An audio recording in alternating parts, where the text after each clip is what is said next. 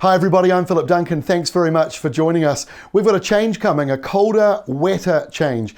The rain is going to be welcomed by a lot of farmers and growers, but the cold change is going to be significant for the South Island where it's been much warmer than average lately. So this is the wind map, the animated wind map, and we've added the temperatures to it. So the orange areas you see there in the east, pushing temperatures up into the 20s. And as we've been seeing in the South Island recently, the mid to late 20s.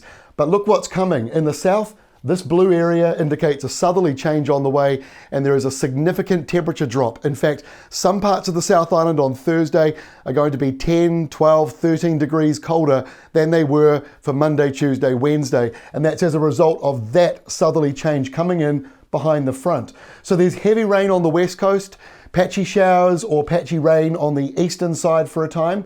In the north, mostly dry. There might be a shower, but it is mostly dry. And that colder southerly arrives in Wellington late in the day, and your temperatures start to drop there. Then by Friday, that colder change moves up the eastern side of the North Island, but it doesn't really affect many other places. But it is significantly cooler in the South Island. But to be honest with you, some areas that are going to go from having highs around 25, 26 degrees are going to have highs around 12 and 13, which, believe it or not, is actually average for this time of the year. So you're going back to average. It's not colder than average, although maybe for a day or so it might be a little colder than average. But the general trend for the next few days down in the southern part of New Zealand is going to be cooler, but it may not actually be cooler than average. It's just resetting back to normal. Now, as we head in towards the weekend, there is a period of rain for the northern part of New Zealand. That will be welcomed by many farmers. Waikato and Auckland and parts of Bay of Plenty are now drier than average. There's a nor'wester though, so that means eastern areas will be warm and warmer again after that cooler change on Friday. That's gone by Saturday, the nor'westers return, but it's still cooled down around that southern part of New Zealand.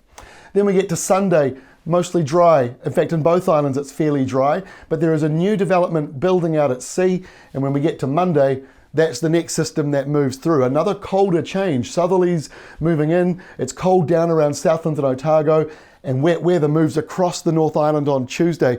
Now there's a bit of high pressure coming in behind that for next week, but the good news for those who need rain, we've got a repeat performance around Friday next week with another southerly, another burst of colder air and more wet weather. So in a nutshell, more average rainfall coming over the next 7 days. Colder change coming for the South Island, which will, to be honest with you, reset temperatures closer to normal rather than above normal like it's been lately.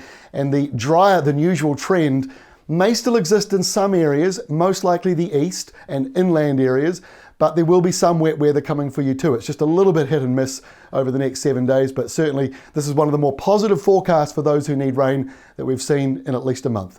That is all from me. We'll update you again tomorrow.